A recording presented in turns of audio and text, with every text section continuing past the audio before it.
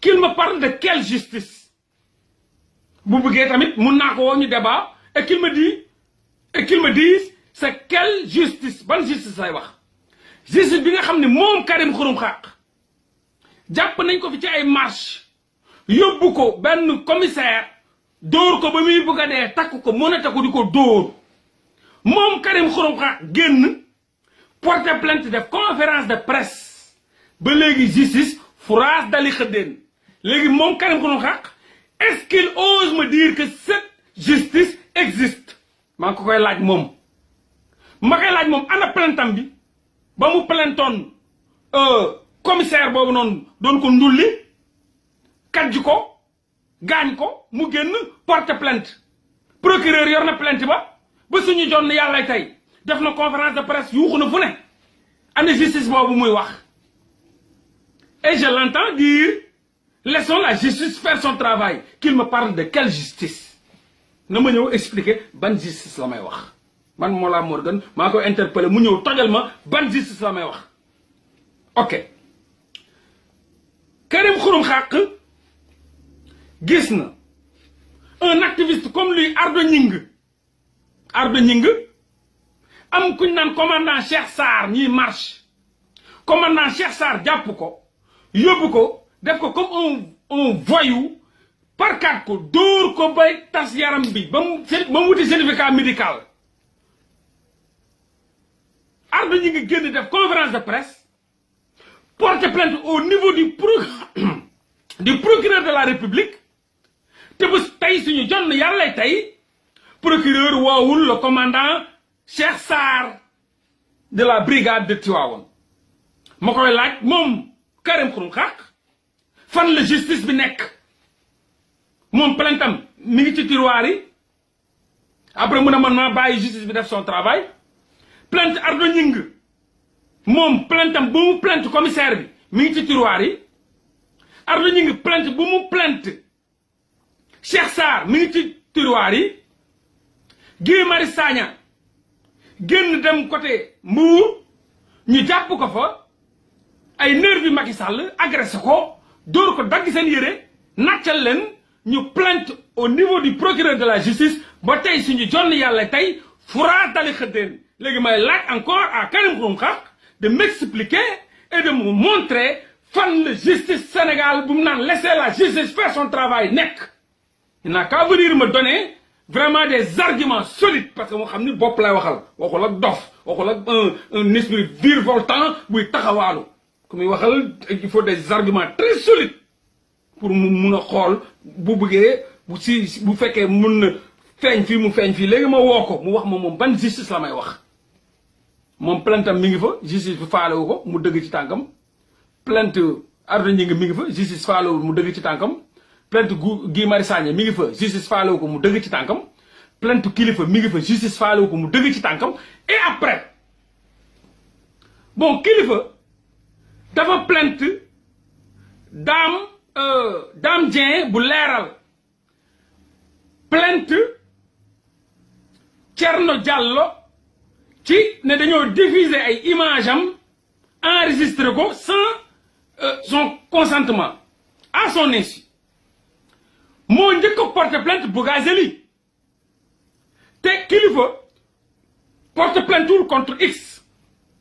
ay non la def ne Dame Dieng leeral.net bind Thierno Amadou Diallo ñooñu la porte plainte kii ci diffusion kii ci enregistrement waaye Bougazelli moom contre X la def contre X parce que déjà xamul turu waa ji mais nee na moom dafay plainte ki génne vidéo bi donc ki génne vidéo bi comme xamuñu ko c'est contre X mais pour léegi tribunal buñ ko saisiré le doyen des juges buñ ko saisiré ou bien le procureur moom dem na à ses trousses wëri ji waa ji nga xam ni moom moo génne vidéo Bougazelli au moment où mi ngi yor plainte même plainte bi Kilifeu def na ko bientôt un mois avant Bougazelli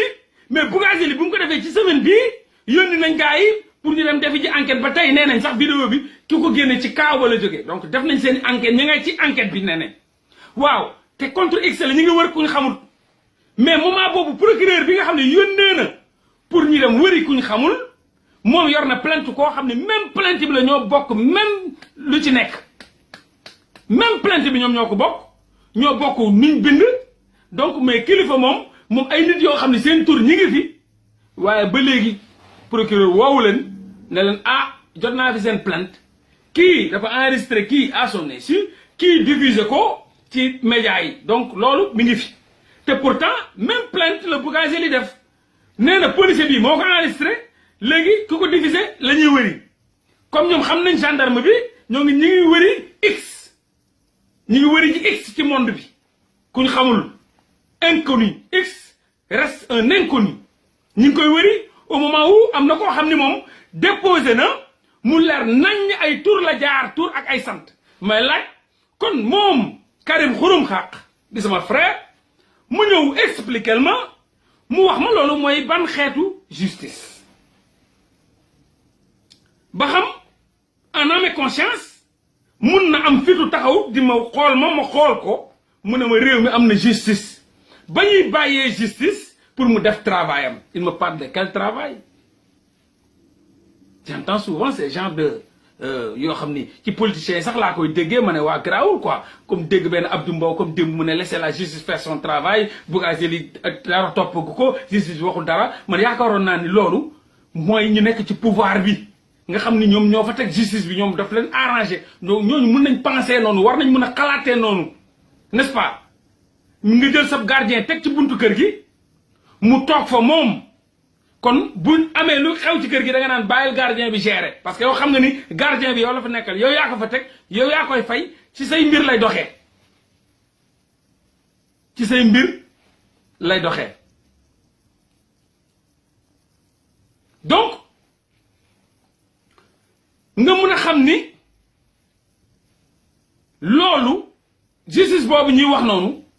dafa sax amul bay doon ay justice à deux vitesses justice au couteau tranchant wala justice à je sais pas quoi justice moo amul Sénégal justice existé wul Sénégal loolu ngeen di def seen bopp yi loolu ngeen di dugal ci seen xel yi pour mun a am seen jàmm justice amul Sénégal votre procureur de la République est choisi par le président de la République c'est pas voté aux États-Unis même vote yi ngay gis ni dañuy voté waale pour le procureur bi moo ëpp doole président bi procureur bi fa newoon aux États-Unis il a fait 9 ans te président États-Unis ñaari 4 ans ngay def c'est 8 ans donc da nga ko fay fekk te booy dem di nga ko fa bàyyi donc président boobu faalewu la peuple bi ñoo koy voteel maanaam procureur boobu dund la faalewu la mënoo koo manipuler mais bu dee Sénégal la yow boo faloo da ngay dindi procureur waaja teg fa sa procureur bu leen fàtte ni Macky Sall dafa fekk procureur ba mu ñëwee procureur bi daf na ko buddee ba mu dee sànni fële Macky Sall dafa fekk procureur buddi ko fële sànni teg procureur am keneen bu ñëwaatee danaan buddee procureur Macky Sall teg procureur am donc du procureur boo xam ni peuple bee koy choisir ñu voté ko bu dugalaale ko ci vote yi nga xam ne bu ñu ko choisir peuple bee koy choisir peuple bi la fa nekkal parce que procureur de la République la tudd procureur de la République c'est pas Macky Sall la République c'est les institutions c'est le peuple donc loolu moo lay wane ni c'est juste teg fa koo xam ni pour mu lay defal sale boulot tous ceux qui ne sont pas qui ne sont pas avec le chef sont contre le chef. Tous ceux qui ne sont pas avec le chef sont contre le chef. Telle est la devise du chef. Tous ceux qui ne sont pas avec le chef sont contre le chef. Telle est la devise du chef. Donc c'est clair et net. Qu'on ne me parlez pas de justice. Ne me parlez pas de justice. Moi, j'aime bien des débats d'idées. Je critique personne. Karim Xrum Xax, j'ai son numéro. C'est mon ami. On n'a aucun problème. Dama koy interpeller ci un débat d'idées mu wax man ban justice la may wax. Et j'ai plein droit d'interpeller mon ami rappeur activiste combattant Karim Xrum Xax ne ko dégg naa la nga naan te may naa ko moom tamit bu ma déggee feneen mu ne ma Mollah dégg naa la parce que man loolu laa bëgg. Man dama bëggul nit nga may woo ci ay débat d'idées. Man ragaluma kenn bu leen dégg fenn ñu ne Mollah nga ne bàyyil Mollah déedéet nee leen bind leen sama tur boo déggee kenn naan Mollah bindal sama tur ne Mollah kii mi ngi wax ci yow bu ma munee mu may ma dugg ci débat am ñu toj Sénégal yépp seede ñu xam kan moo dëgg ji fa mu ne ak kan moo yor ay argument man ragaluma loolu te boo leen gisee kuy wax ci man foog ni ku gis sama débat ne man Mollah nii la waxee man xalaatuma nii man nii laa waxee moom nu ma waxee gisewu ma noonu bind leen sama tur Mollah Morgun bu ma yore sama portable dinaa gis kii bi ma te tag dugg dinaa dugg te dinaa dugg foofu bu ma ko nangulee ma dugg foofu te dinaa ko expliquer man li ma wax ak fi ma ko teg ak fi ma ko teg ba buñ fay jógee adduna yépp war nga këpp dina xam ne Mollah mii lu mu wax xam na fu mu ko teg donc man ay débat d'idées laay woote wax naa leen man sama combat ci ay combat de principe la du combat ay personnel amul benn en bu ma amal kenn que mu Karim ku mu ñëpp c'est des frères mais képp koo xam ne yaa ngi ci combat man dama lay woo ci combat de principe combat d'idéologie de vision bu ma déggee sama propre frère ne nañ bàyyi ñii ci loxo justice am naa droit ne ko ban justice ngay wax yow voilà loolu mooy démocratie nit bu wax mooy am nga argument pour keneen mun la song ngeen waxtaan débat des fois ma wax benn affaire nit ñëw dugg ci am nu mu waxee mais dama ko koy expliquer damay expliquer ba daane waa ji te pourtant gars yi dañ naan ma Mollah continuer garaawul bu fekkoon aw ma explication kenn du ne Mollah continuer c'est parce que question bu mu posé dafay intéressant ci man ma tontu ko nu moom ba moom mu comprendre ñu bëri bu ñëwee ci live à part waxi dof mais bu ñu waxee waxu nit posé question wallahi kenn musul seetaan nit posé ma question bu am solo bu pertinente te tontuwuma ko ba mu nangu ba ne waaw dem yoonam wala mu toog eggali seetaan comme tout le monde donc ñun sañuy cible xam nañ ko donc la ñuy mën a def mooy Sénégal justice amu fa maintenant comme nu ma leen ko waxee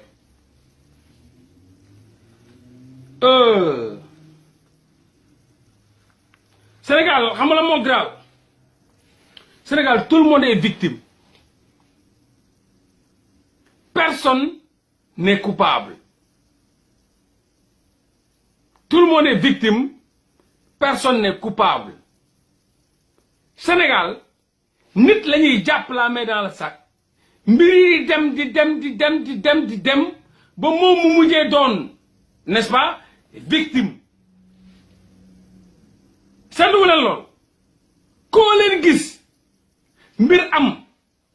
mu doon coupable kooku dina dem di liggéey ba doon victime waaja newoon victime ya doon coupable bi waaja nekkoon victime doon coupable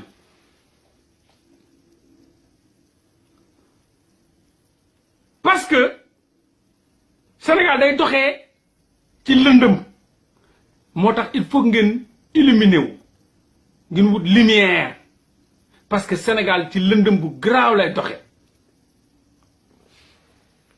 y a des événements kilifa ak ceer déglu leen baax de kilifa ak ceer bu problème bi amee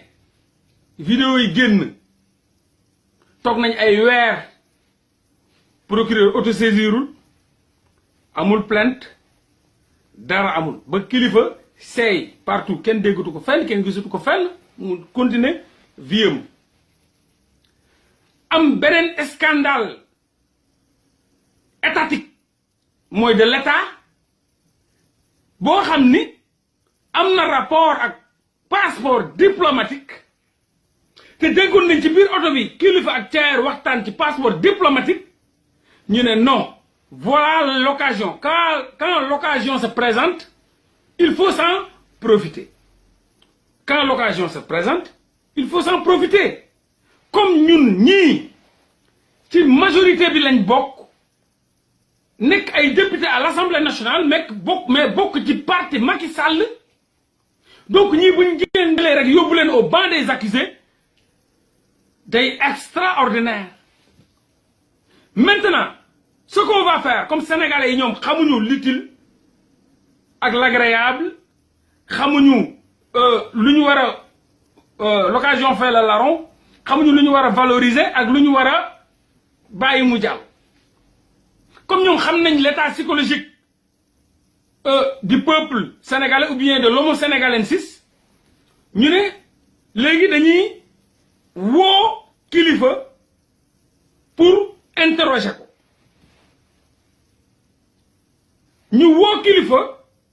di ko interroger gars yi fàtte député yooyu ñu doon wax donc l'affaire de kilifa kese kilifa nga xam ne du député du maire du président du ministre du dara c'est un sénégalais lambda amul benn ndombal tànk bu sénégalais yi jox kii ñu naan kilifa waaye ñeneen ñi ñuy jàpp dañ leen jox ay ndombal tànk yu rëy député représentant du peuple ñun suñu représentant du peuple c'est entre guillemets ñun ñii ne rappeur représentant du peuple c'est entre guillemets c'est-à-dire du li nga xam ni dañ ñu koo jox ñun ñoo ko étiqueté rek kenn joxuñu ko moomuñu ko kenn joxuñu ko ñun ñoo engagé wu donc c'est entre guillemets mais booy bind un député représentant du peuple kooku c'est international c'est reconnu ci monde bi yépp fu mu dem man tey bu ma taxawoon fenn jaar ci benn consulat wala benn ambassade wala benn aéroport ñu ne ma bonjour loo tudd bon maa ngi tudd Mollah Morgun ñu ne ma je suis député du peuple dañ naan ma alors comment député du peuple explique-nous boobaa lu ma am lu may wax mais tey député bi bu ñëwee ñu laaj ko turam mu joxe ñëpp dañuy gis ni donc kii député la député du peuple la élu par le peuple donc ñu jël l'affaire de kilifa yi nga xam ne amul benn nombal tànk mu suul l'affaire des députés yi nga xam ne ils sont élus au suffrage universel ñu am immunité parlementaire ba pare ñu leen di fay ay millions ñu am ay bons d'essence ñu am ay chauffeurs ñu am ay 4x4 et cetera ñu ay indemnité de logement ñu am ay ba seen jabar yi ba seen doom yi et cetera donc sénégalais bi dina génne ay millions par mois fay ko benn député te du génne 1 franc fay ko kilifa ñoom ñu détourner la conscience des sénégalais ba ñoom ñëpp tourner seen xel yeeg seen bët yeeg seen gémmiñ yeeg seen lépp di wax ci kilifa ak Simon donc ba léegi jàpp nañ non ñoom ils ont réussi ça l'État a réussi à manipuler la population sénégalaise aussi facilement ba nga xam ne léegi population sénégalaise bi dem nañ ci di réclamer justice pour kilifa ak Simon bañ leen nuus jàpp tëj mais ba suñuy jonn yàlla tey député yi ñoom ñi ngi dox seen soxla donc loolu lañ bëggoon réussir ils l'ont réussi te xam nañ sénégalais ci tàng-tàng ba day soxla mbir mi mais plus fu muy dem muy nooy muy seey comme glace sénégalais ci tàng-tàng ba moom day bëgg mu réglé wu yàpp xaj bu seddee soof mais ñoom nos gouvernants comprendre nañ l'état psychologique de ce peuple là dañ naan nañ ko seddal buñ koy seddal léegi l'affaire de kilifa ak Simon ñu tàngal ko tëj leen ci kaso yi et l'affaire des députés ñu seddal ko di ko seddal ba suñ jonne yàlla tey ñooñu ñi ngi ñibbi seen kër yi ils ont réussi cette manipulation cette diversion et vraiment on applaudit le gouvernement sénégalais pour cette réussite cette prouesse extraordinaire bu ñu am bu ñu réussir ci Sénégalais encore une fois l'état psychologique des Sénégalais yéem na ma donc ñun ñëpp xam nañ ni ñun nangu nañoo seetaan nos gouvernants ëpp ñu bopp gën ñu ay juddu gën ñu ndey gën ñu bàyyi nax nañ ñu manipuler nañ ñu ba troubler suñu conscience jël ñiñ fi falul tëj leen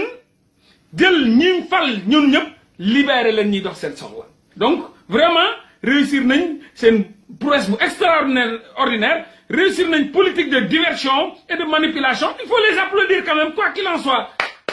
c'est de grands voyous de grands chemins yu intelligents ils sont trop intelligents ñu bari xam-xam a ngi noonu vraiment Macky Sall big up tu as réussi vraiment le coup et maa ngi lay féliciter ci loolu xëy na bu fekkoon tey jii Amérique nga nekk président wala Australie du demee noonu mais malheureusement liñ naan un gouvernement un peuple